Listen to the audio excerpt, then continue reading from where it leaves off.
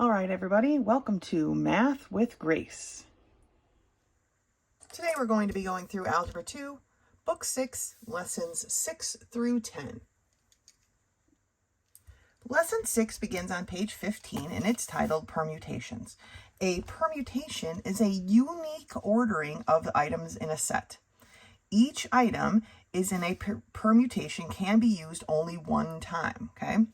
The fundamental counting principle can be used to calculate the number of permutations in a set by multiplying the choices that are possible. When we do this in a permutation, it's the product of all positive integers from a given number to 1, and it's called a factorial, okay? And it is indicated with an exclamation point. There is an exclamation point for factorials on most calculators. Let me see here. On this one, okay, so on this particular calculator, make sure you can see it here. To do a factorial, say 4 factorial, which would be 4 times 3 times 2 times 1, okay? For this calculator, you have to hit this PBR button, and then it gives you 3 choices. Wow, it's hard to see, huh? One of which, the last choice here is the exclamation point, so you would underline it and then hit enter, and now you see that it says 4 with an exclamation point, and you hit enter, and so 4 times 3 times 2 times 1 is 24, and so on and so forth. 10 factorial, whatever, okay? So it is on calculators. Let me know if you need help finding it on yours. I'd be happy to help you, okay?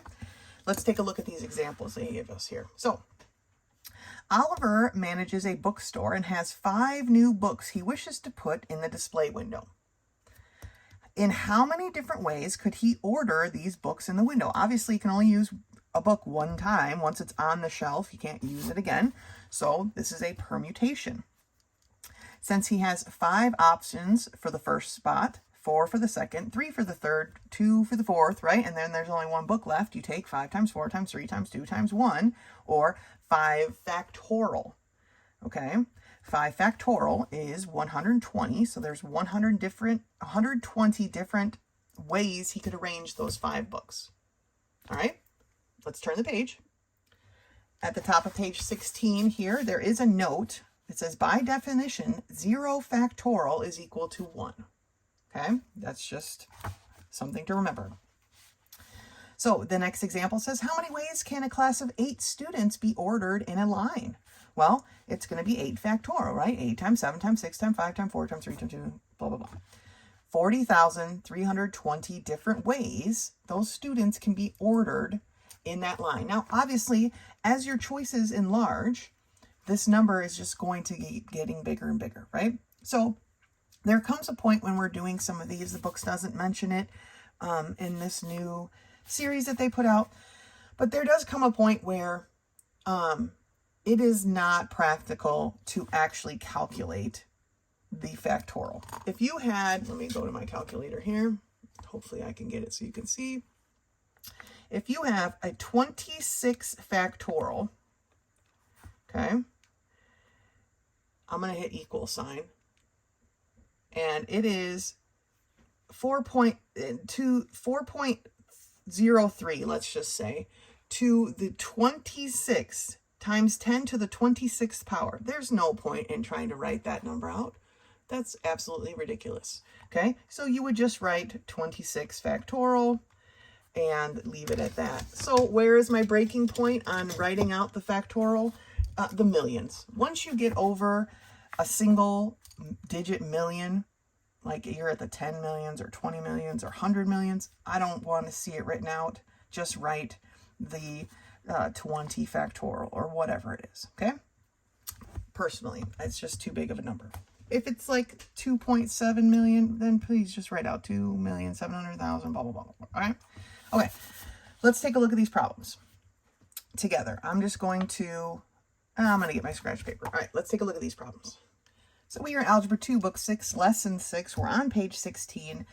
I'm just going to use my scratch paper here so I don't have to rewrite all of these questions, but let's look at question number 1.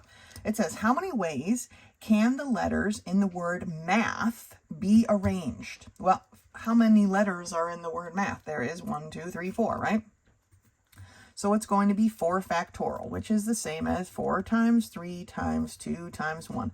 And sometimes using the calculator is quicker and easier, right? But 4 factorial, 4 times 3 is 12, times 2 is 24. There are 24 ways, right, that this number can, or the word math can be arranged. All right, pretty simple. Number 2. How many ways can 9 players on a baseball team be placed in a batting order? Well, it's going to be a 9 factorial, which is 9 times 8 times 7 times 6 times 5 times 4 times 3 times 2 times 1. I'm not going to try to do that. I mean, I probably maybe could manage, but that's pretty tough. So let's see, 9 factorial on this calculator. I should grab another one and check that, how to use that one. Can you see I've got the little exclamation point and you hit enter. And so 9 factorial is 362,880 different ways that you can arrange 9 players on a baseball team. So it's quite a lot of choices that you have, right? So let's take a look at number 3. 3 is how many ways can 7 books be arranged on a shelf? Well, 7 factorial, 7 times 6 times 5 times 4 times 3 times 2 times 1. Let's take a look at this Casio and see here how we use this one. So on this Casio calculator, you see this little X to the exclamation point. Oh, okay. You see that right there? So that's how you would do factorial. So here I've got 7. It's up there, and then I'm going to hit shift, and then I'm going to hit that button because it is like the little upper button, so I have to hit the shift key. So now I have 7 factorial there, and I hit equals, and it tells me that there is 5,040 different ways that, what were we talking about, books? That these books could be arranged on the shelf, okay? Let's take a look at number 4. How many 4-digit numbers can be made using only the numbers 1 through 4, and the digits are not repeating? Well, remember, a permutation already stated that these things would not be repeating, right? So we are making a 4-digit number out of 4 available numbers. It's just a 4 factorial. We did that up here. It is 24 different ways that these numbers can be arranged, okay? Remember, a permutation is the fact that nothing is being replaced, okay? So that is lesson 6. Go ahead and finish the rest on your own and meet me back here for lesson 7. Lesson 7 begins on page 18, and it is titled Trigonometric Ratios, Angles Greater Than 90 Degrees, okay? Maybe you remember that trigonometric table that we had in one of our other books, Unit 5 book, right? Here's the copy that I have. It only went up to 90 degrees, right? And then it's like, well, what do we do after that? Well, now we're going to learn. So if you made a copy of that table, that's great, and you'll be able to use it in this section. Otherwise, we went over in class how to do it on your calculator. I'm sure I went over it in the video a bit as well. But let's dive into these angles greater than 90, okay? So it says in trigonometry, an angle is defined as a ray rotated around its endpoint like a hand on a clock, okay? A rotation in a counterclockwise direction shows a positive angle. Rotation in a clockwise direction creates a negative angle, okay? And the curved arrows, these arrows that they've drawn in here, show the direction of the angle. The rotation begins, okay, with the initial ray, which is this is a ray here, right? And ends with the terminal ray. So here's the initial ray, and this is the terminal ray. Here is the initial ray, and here is the terminal ray. An angle is said to be in standard position if its vertex is at the origin. Okay, remember, that's where the point is. And its initial ray is on the positive x-axis. So standard position, in most of these that we're going to be dealing with will be like that. Standard position here, x-axis for our initial ray, vertex at the origin, and then the terminal ray being wherever it's going to be, right? Down here we have a note that says angles are called coterminal because these angles here are called coterminal because their terminal rays share the same position, right? This is a 50-degree angle because its terminal ray ends here, but this one comes around and keeps going. It can go on and on forever, amen. This around and around and around, it just keeps adding up. 360 by 360, 360 keeps going around. So this angle here is coterminal with the 50-degree angle because it ends at the same spot, even though technically it's a 410-degree angle because it went all the way around and then 50 degrees more. And it could go all the way around again. And, you know, there's an infinite number of coterminal rays or coterminal rays. So down here at the bottom, it tells us that trigonometric ratios exist for angles of any measure. Trigonometric ratios of angles greater than 90 degrees are based on reference angles. Okay, we'll talk about what that is. Reference triangles are formed by the terminal ray. So here is your coordinate plane, right? Here is your angle. This is the terminal ray right here. Here's your initial ray is here, right? The terminal ray is this piece right here. It creates a triangle in our coordinate plane, right? We could dot, dot, dot, dot, dot, and make this triangle. This is our reference triangle. And using this reference triangle, we could then figure out the sine, the cosine, the tangent, okay?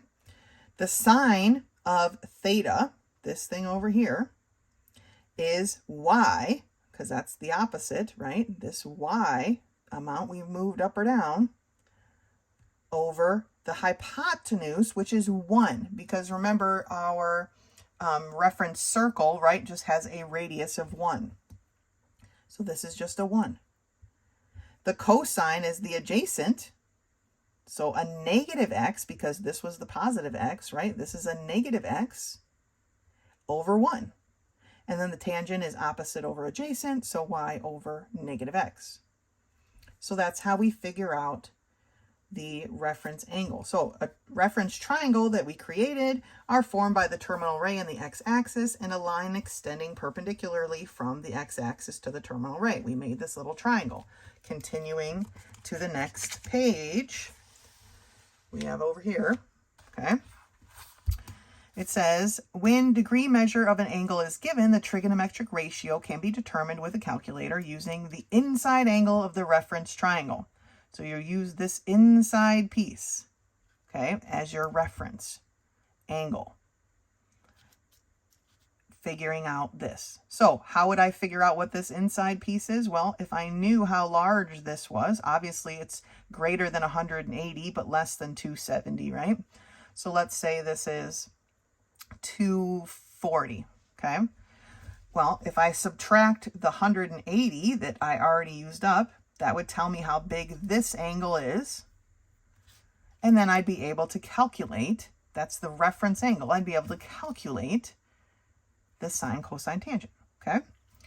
But remember, some of them are negative now because of where we fall inside the coordinates, right? In the coordinate plane. So the reference angle is a acute angle formed by the x-axis and the terminal ray. It's this little bit right here, okay?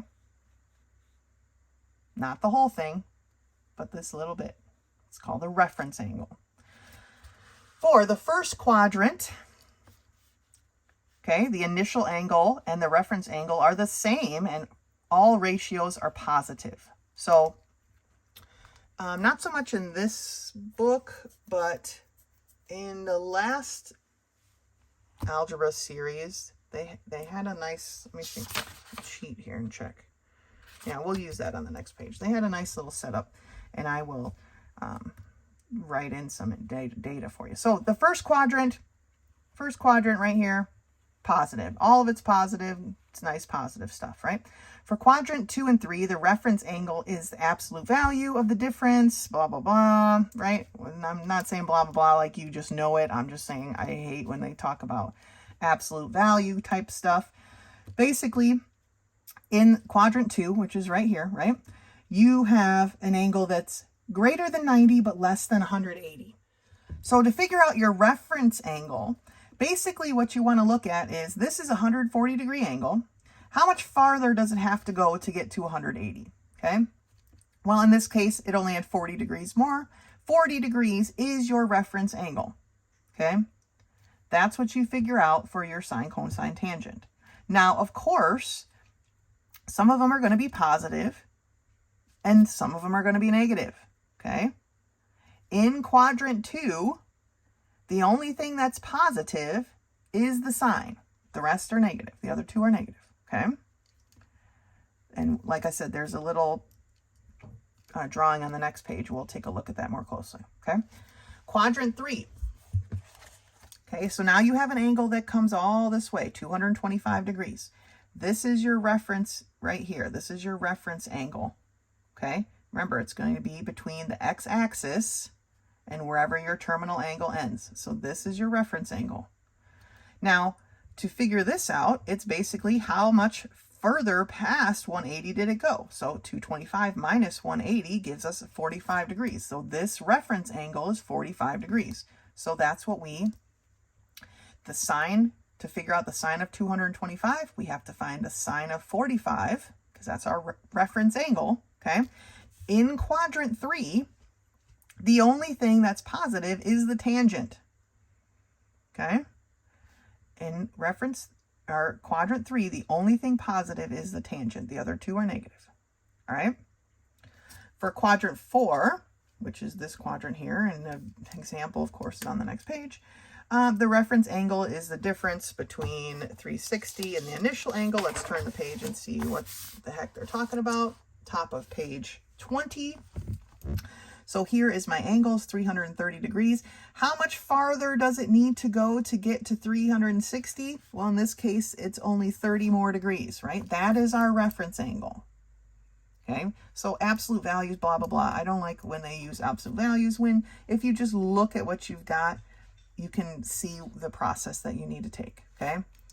Here, how much further, when it came to quadrant 2, how much further did it have to go to get to 180? Quadrant 3, how much past 180 was it? And quadrant 4, how much farther till it gets to 360? Okay, those are how we calculate the reference angles. Now, in quadrant 4, the only thing positive is the cosine, and the other two are negative. So we'll make a little cheat sheet down here with example 2. They've got a nice drawing. So we'll take a look at that in a second. So it says, example 1. It says, determine the sines for the sine, cosine, tangent of the angle theta with the point 5, -4 on the terminal ray. So we have our coordinate point. We plot the point, +5, -4 is here. That's its terminal ray. It is in the 4th quadrant, right? And I've already told you that in the 4th quadrant, the only thing positive is the cosine. So I know the sine is going to be negative, the tangent's going to be negative, and the cosine is going to be positive. All right? And that's when they ask you to determine the sines. That's all they want to know. What's positive, what's negative. Okay?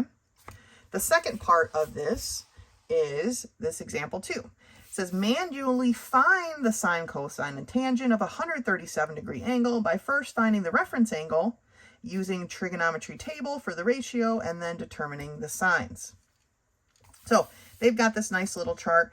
They've broken down what this plus, minus, what this means, and that's why I put little parentheses around it. They're talking about the ordered pair, right? Here, the x is positive, the y is positive. The x is negative here, the y is positive here. They're both negative here. And then here we have a positive x and a negative y. That's what those mean. That's why I put them in parentheses to clearly show that they're talking about the ordered pair. But now what I want to add to this little chart is over here in quadrant 1, all the trigonometric things are positive. So I'm going to write all positive, okay, for quadrant 1. Quadrant 2, the sine is positive. That's the only one. All the rest are negative, okay? Unless we start talking about different, we'll see. Maybe we'll go into different parts of trigonometry later, but for now, sine is all we care about. Sine is positive. Quadrant 3, tangent is positive. and the other two are negative. All right. Quadrant 4, cosine is positive and all the rest are negative. So use that as your cheat sheet when we're doing this so that you can know, okay, if my terminal angle ends in second quadrant, I know the sine is the only thing that's going to be positive. All the rest are going to be negative. Boom. Done. Okay. But remember, you also need to use that information when we're figuring out the sine, cosine, tangent. Let's take a look at this. Let's finish off example 2, right? So 137-degree angle is going to fall somewhere over here, right? It's going to look like that. Super rough drawing, right? How much further did it have to go to get to 180 degrees so we can make our triangle? Well, it had to go 43 more degrees. Okay, so now we know our reference angle is 43 degrees. We use that whether you're using your chart, whether you're using your chart and you're coming down here to 43 degrees, okay, and then you have your sine, cosine, tangent, but here's the switch, right? So they have the same sine, the cosine, and the tangent, but we have to remember, in quadrant 2, which is where our angle ends, only the sine is positive, so then we need to make those two negative, because what that tells me is if someone says, well, I have an angle whose tangent is a negative 0.9325, oh, well, I know that has to fall somewhere where tangents are negative, right? So it gives me an idea of where my angle is without actually knowing what the angle is, okay? If I say it's negative, or it's the tangent of 43 degrees, but it's negative, well, then it's going to be in somewhere that my tangents are negative. That helps me narrow it down. Not precisely, obviously, right? I'd need more information, but we have to mark them as negative because that's technically it is, because our original angle was 137 degrees. All right, does that make sense? All right, let's take a look at these problems together. All right, we are in Algebra 2, Book 6, Lesson 7, page 21. Problems 1 through 6. The instructions read, determine the sines of the sine, cosine, tangent for the angles whose terminal rays contain the following points. Now, we are going to use the little cheat sheet that we made here at the bottom of page 20 to determine our sines of our trigonometric functions. Okay. So for problem number 1, I have -3, 7. I'm making just a rough chart, right? A rough coordinate plane. -3, +7 is going to be up here somewhere. This is the second quadrant. In the second quadrant, I know that the sine is the only thing positive. So I have a positive sine, a negative cosine, and a negative tangent. Okay? For number 2, again, my rough graph, I'm at -1, -9, way down here somewhere. Quadrant 3. That's all that we really need to know, right? Quadrant 3, the tangent is the only thing positive. So I have a negative sine, a negative cosine, and a positive tangent. Okay? Problem number 3, 2, -1. Positive 2, -1 is going to be like right here somewhere. This is quadrant 4. In quadrant 4, the cosine is the only thing positive. So I have a negative sine, a positive cosine, and a negative tangent. Okay? Problem number 4, -2, -8. -2, -8, way over here somewhere. Quadrant 3. Quadrant 3, again, we have a positive tangent. So we have a negative sine, a negative cosine, and a positive tangent. Real simple, this set of problems, okay? Problem number 5 is at -9, 4, which is up here, right? In quadrant 2. In quadrant 2, the sine is the only thing positive, so I have a positive sine, a negative cosine, and a negative tangent. Last one, number 6, is at 8, which is over here somewhere where everything is positive, right? This is the first quadrant. So I have a positive sine, a positive cosine, and a positive tangent. All right, that's all they're asking for when they tell you to determine the sines of the trigonometric functions, okay? All right, let's take a look at the next set of problems. So for problems 7 through 10, they want us to find the reference angle, the sine, cosine, and tangent of the following angles, making sure to use the correct positive or negative signs. Okay, perfect. Problem number 7, 127 degrees. So again, I'm just going to make a rough sketch. 127 is more than 90, but not quite 180, right? So to figure out the reference angle, we need to know how much farther does it need to go to get to 180. So 180 minus 127 is how much? Well, it's 53 degrees, okay? So my reference angle is 53 degrees. This little like less than sign I use as a angle, right? I'm just representing the word angle. So the reference angle is 53 degrees. So now whether you're using your calculator or you're using your chart, right? Either way, it doesn't matter to me, however you want to do it.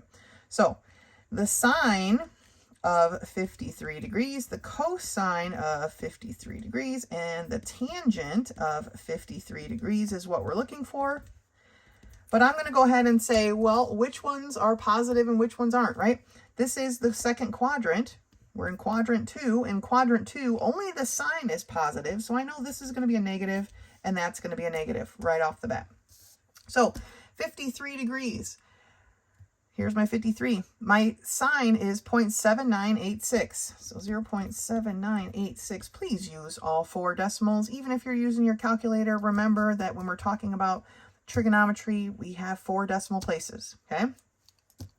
The cosine of 53 degrees is 0.6018. So now it's negative 0.6018.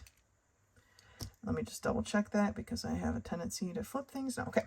And the tangent of 53 degrees is 1.3270. So negative 1.3270. All right.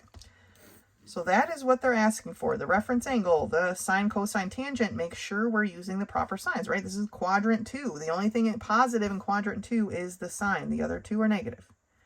Okay. Let's look at number 8. So number 8 is 275 degrees, okay? If you are looking on your page 20, you know that this axis right here is 270. So technically this angle is like right here, okay? It's the smidgiest past this 270 mark. So how much more does it need then to get way over here? Well, it's 85 degrees, right?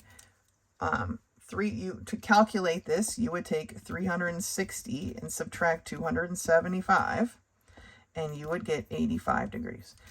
I know it's 5 degrees past this mark, and this is a 90-degree chunk, which is why I just said it was 85 degrees, okay? So our reference angle is equal to 85 degrees. So we are going to find the sine of 85 degrees, the cosine of 85 degrees, and the tangent of 85 degrees. Question being, we are in quadrant 4, so what's positive and what's not? Well, in quadrant 4, the only thing positive is the cosine, so I'm going to have a negative sine and a negative tangent. I'm just going to throw my negatives out there right now. Might as well. Now, 85 degrees is right here. The sine of 85 degrees is 0.9962. The cosine of 85 degrees is 0.0872. Sine was negative, cosine's positive.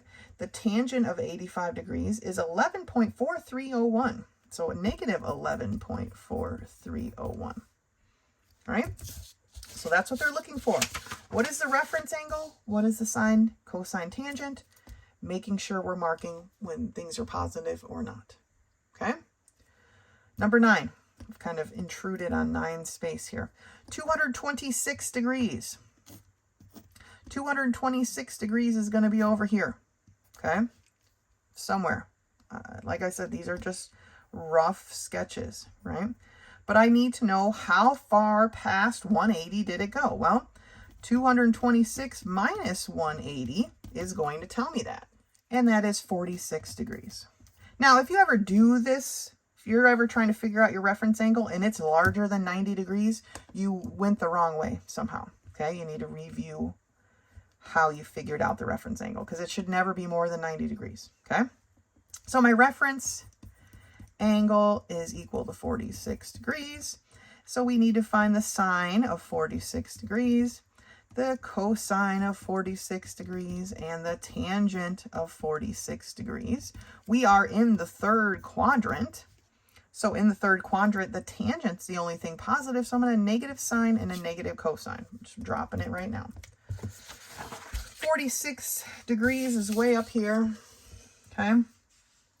The sine of 46 degrees is 0.7193, and it's a negative, okay, because we are in the third quadrant.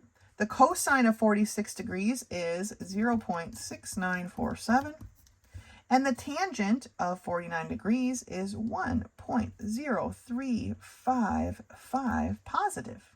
These two are negative, this one's positive. Done. Okay. Now, if you're wondering, Miss Howell, where the heck did you get this? Remember, it's page 46 of Unit 5, Book 5, page 46. I'm pretty sure I gave everybody a copy, but if you lost yours, just find your book and make another copy for yourself. Or, like I said, you can just punch this in your calculator, each one, and it will spit it out. Just make sure you're giving me 4 decimal places, and then you're going to have to round. So practice your rounding. All right. Number 10, 125 degrees. Okay. Bigger than 90, less than 180, it looks a little like this. So what is this angle here? Well, that's going to be how much further it has to go to get to 180 degrees. So 180 minus 125 is going to give me 55 degrees, right? Yeah, 55 degrees. Okay, so my reference angle is equal to 55 degrees. So I need to find the sine of 55 degrees, the cosine of 55 degrees, and the tangent of 55 degrees. Okay, we are in quadrant 2. Quadrant 2 tells me that only my sine is positive, so my cosine and my tangent are going to be negative. Let's grab our paper. Grabbing our paper, 55 degrees right here. Okay. Or grab your calculator. The sine of 55 degrees is 0.8192. The cosine of 55 degrees is 0.5736. And the tangent of 55 degrees is 1.4281. Cosine and tangent are both negative. Sine is positive because we are in quadrant 2. So that's what they're looking for when you see these types of problems, okay? What is our reference angle? We have to figure out what quadrant we're in so we know what's positive and negative, and then using your reference angle, find your sine, cosine, tangent. All right? Great job. Lesson 7. Go ahead and finish the rest. Meet me back here for lesson 8. Lesson 8 starts on page 23, and it's titled Geometric Sequence. Now, a geometric sequence has a common ratio between every 2 adjacent terms. This ratio can be positive or negative value. We've done the algebraic sequence, right? It had a common difference. Well, this is a little bit different from that, all right? A geometric sequence has a common ratio between every 2 adjacent terms. It can be a positive or negative ratio. A negative common ratio creates an alternating pattern of negative and positive numbers. Okay, it's kind of bouncing back and forth. Positive, negative, positive, negative, positive, negative, or vice versa. Okay, looking at these examples here. It says, give the first 5 terms of the geometric sequence with the following term, A1, and its common ratio. So how do we figure that out? Well, we take our A1 term, our first position term, and we multiply it by that common ratio. So our second term is going to be the first term times that ratio, which is 2. So our second term is 2. For the third term, we take this 2 and times it by our common ratio of 2, and we get 4. Then we take the 4, multiply it by our common ratio of 2, and get 8. And so on and so forth. okay? Looking at this part of the example, our starting position, our position 1 number is 3, and our common ratio is a -2. So 3 times -2 gives me a -6. -6 times -2 is 12, a positive, right? Positive 12 times -2 is -24. That's how we get this alternating positive negative, okay? Now it says to determine the common ratio of a geometric sequence, select a pair of adjacent terms and divide the second term by the first. So remember when we did the algebraic, we would subtract the first term from the second. Now we're taking the second term divided by the first term, and that gives us our ratio. Sometimes it's going to be a fraction. It's not always going to be a clean number. But the second term divided by the first, we have to do this for several times, right? It says the step should be completed a minimum of 2 times. You know me, I like to check them all. There's only 5 numbers here. It is not the end of the world to double check everything they gave you, okay? And you want to make sure it's consistent. So, example 2, determining these ratios, if there is one. And here is the 5-number sequence they've given us. So, we are going to take 12 divided by -4, and we get a -3. Then we're going to take -36 divided by 12, and we get a -3. Then we're going to take 108 divided by -36. They don't do it here in the book, but let's do it. 108 divided by, I don't like putting the negative in, but -36 would give me a -3. So we have a common ratio of -3. Looking at this sequence, 3 divided by 1 is 3, right? 12 divided by 3 is not 3, it's 4. 60 divided by 12 is actually 5. There is no common ratio here, so we don't have a geometric sequence. What about here? 1 divided by -2 is a -1/2. -1/2 divided by 1 is a -1/2, right? Here's where it starts to get messy, but we still need to check our work. 1/4, positive 1/4, divided by a -1/2. We can't divide by a fraction, right? So it's going to be 1/4 times a -2/1, right? We multiply by the reciprocal, which gives me a -2/4, which is a -1/2. Okay? What about the next one?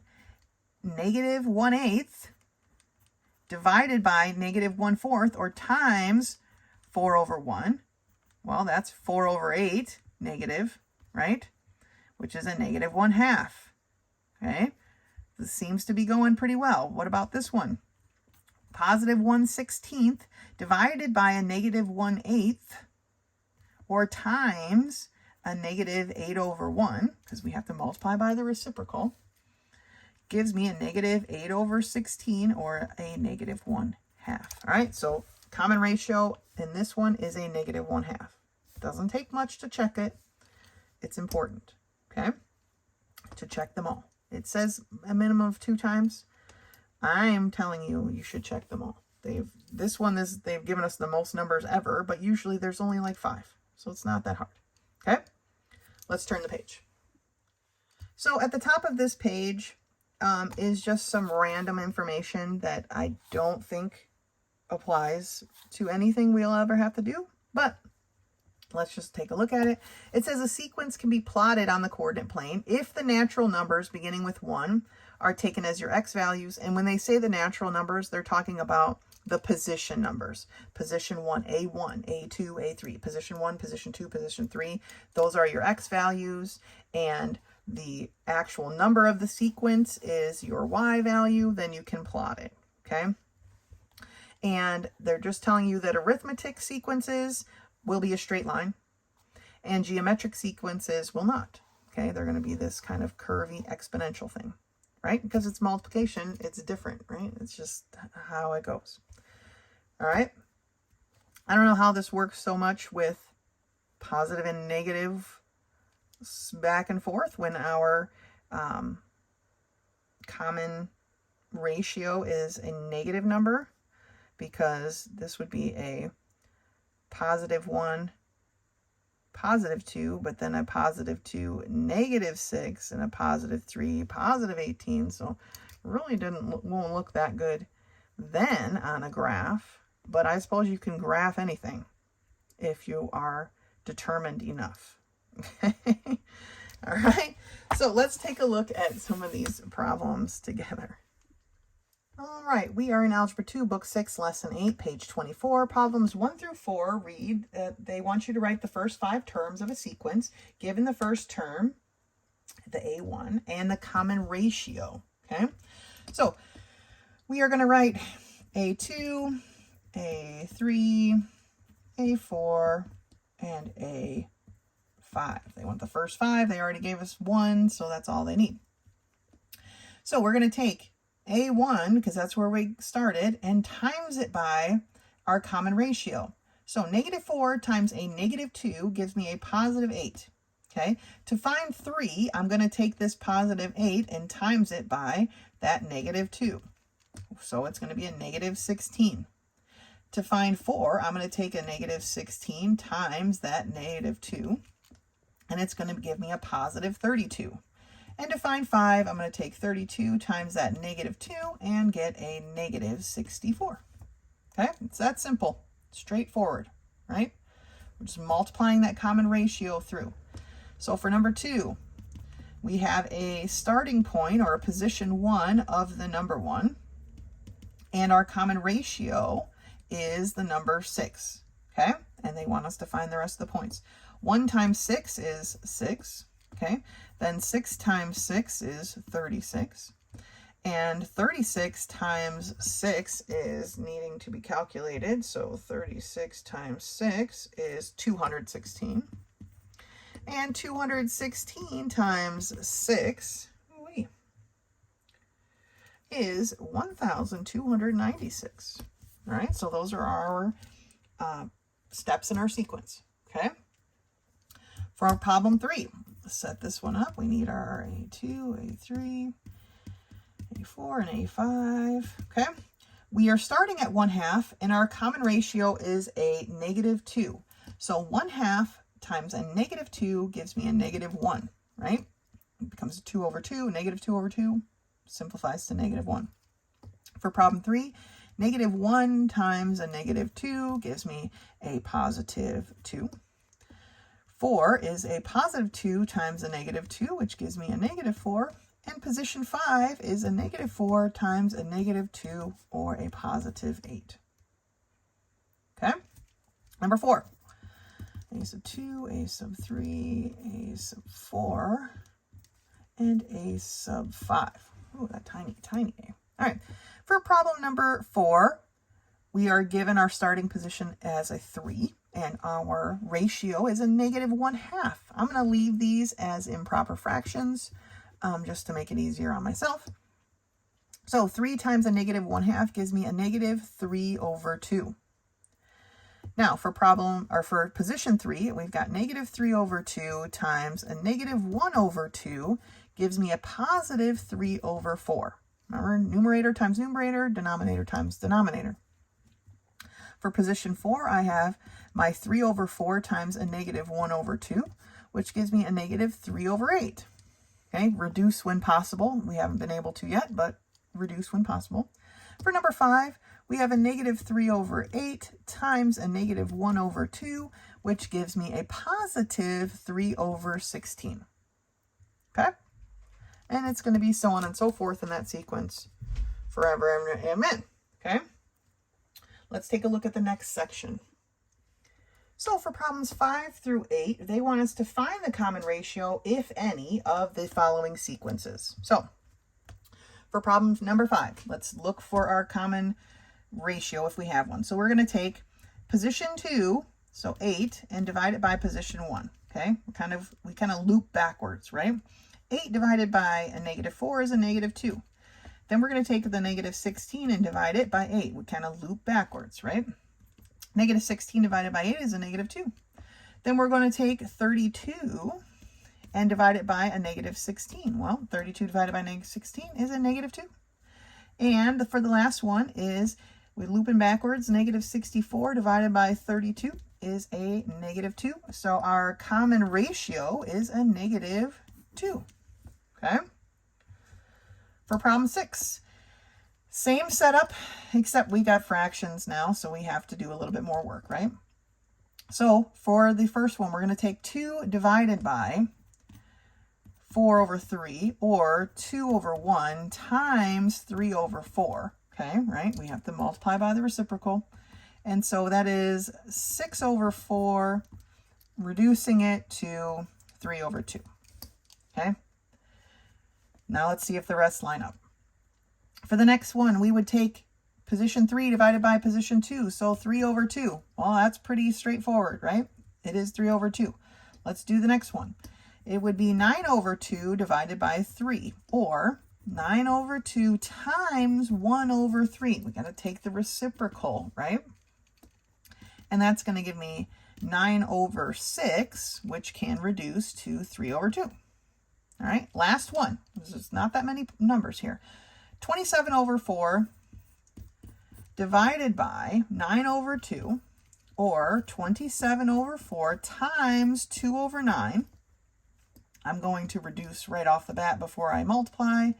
2 goes into 2 once, and it goes into 4 twice. 9 goes into 9 one times, into 27 3 times. So I have 3 over 2. So my common ratio is actually 3 over 2. Even though this one definitely didn't look like it was going to work out, it did. Okay? For number 7, I'm going to take 6, position 2, divided by position 1. So 6 divided by 3 is 2.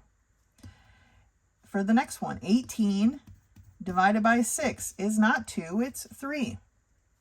72 divided by 18, I have a feeling is 4, but let me check. It is. And 360 divided by 72 is definitely leaning to be 5. And it is. Okay, we do not have a common ratio here at all, right? Looking at number 8, to start out, we're going to take a negative 100 divided by 50, and that's going to give us a negative 2. Then we're going to take 200 and divide it by a negative 100, and that's going to give me a negative 2. We're going to take a negative 400 divided by 200, right? We're swooping, kind of swoop back. And that's going to give me a negative 2. And then an 800 divided by a negative 400, which is a negative 2. So my common ratio is negative 2. They must like that one, negative 2. Anyway, so that's how you figure out your common ratio. You take the one step higher and divide it by the one step lower. Okay, so position 2 divided by position 3. Position 3 divided by position 2, so on and so forth. Okay, and if they match, then that's your common ratio. If they don't match, then you don't have a geometric sequence to the point that we've learned so far. Okay, that's lesson 8. Go ahead and finish the rest on your own. You're doing a great job. Meet me back here for lesson 9. Lesson 9 begins on page 26, and it's called Permutations of Partial Sets.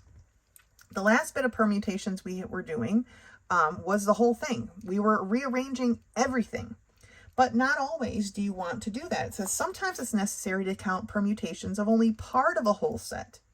It says there's a formula to calculate this. Here is the formula, and n is the total number of items in a set, while r is the number to be involved. And how we read this is kind of weird, right? Because it has a subscript n, a big P, and then a little subscript r. And it's the permutation of n number of things, the total number of things that we have, taken r number at a time. Okay, so let's look at what that means in an example. From a set of books, or 7 books, how many 4 books arrangements are possible, right? We have 7 total books, but we only want to take 4 at a time. So we have 7 things taken 4 at a time. Okay, and it looks like this. So here, let me flip them over so that they're distinguished. These are obviously not books, right? They're letter tiles. But if I have 7 letter tiles, or 7 books is this example, but I can only fit 4 on the shelf at one time. How many different orders of 4 books can I have? And it, it can be quite a bit still, but I can only take 4 at a time, right? 3 books aren't going to be included in this. So How do we figure that out? Well, we're going to use this permutation formula. So it is going to be 7 factorial over 7 minus the ones that we actually want, right? Which is 4 at a time. So 7 minus 4, that quantity factorial. And in this case, that's going to be a 3, right? So we end up with 7 factorial over 3 factorial. Now, they've written it out here, but whenever you're dividing a factorial by another, right, the one in the denominator is going to take out that part of the factorial in the numerator. So the 321 of the 7 factorial gets reduced by the 321 of the 3 factorial. So what we're left with is 7 times 6 times 5 times 4. Now, not really an easy way to do that on your calculator,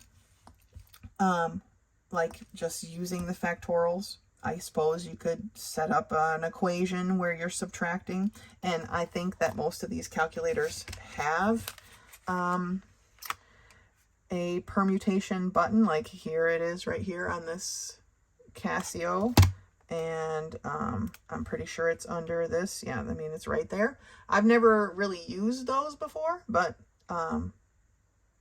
surely it can't be too hard to put in the data needed for that. But they do have them on this the calculators. But I will just be figuring them just like this because it's not too complicated. Okay, so looking at the next example here, example 2, from 10 letter tiles, which, you know, I've got my letter tiles here. How many 5-letter words, and they put words in quotation marks because really they're just talking about 5-letter combinations, can be created from 10 letters. So you got 10 letters. How many ways can you pick 5 different letters, right? And that's what they're looking for. 10 factorial over the quantity 10 minus 5 factorial, which is going to be a 5 factorial, right? So the 5 factorial here cancels out the chunk of 5, 4, 3, 2, 1 in the numerator. So we're just left with 10 times 9 times 8 times 7 times 6, which gives us 30,240 choices. Let's take a look at the next one up here. Example 3. Calculate 9 total things, right, taken 3 at a time. The permutation of 9 things taken 3 at a time. Well, it's going to be 9 factorial over the quantity 9 minus 3 factorial, which is 6 factorial, right?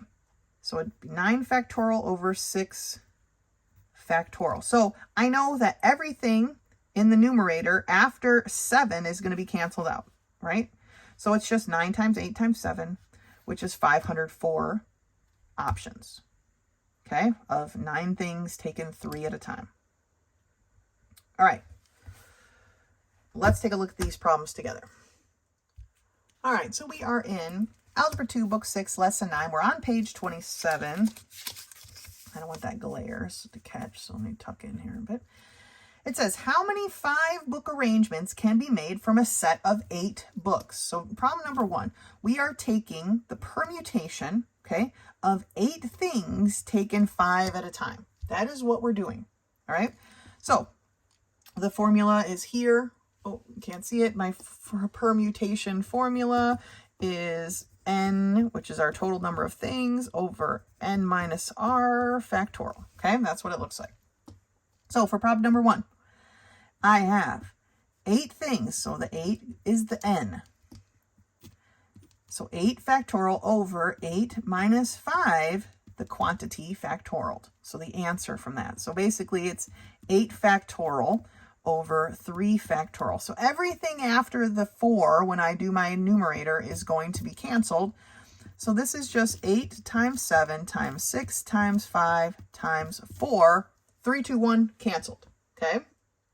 So 8 times 7 times 6 times 5 times 4 is 6,720, okay?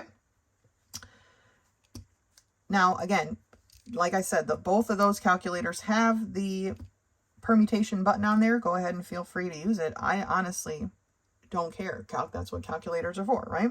So feel free to go for it. Number 2.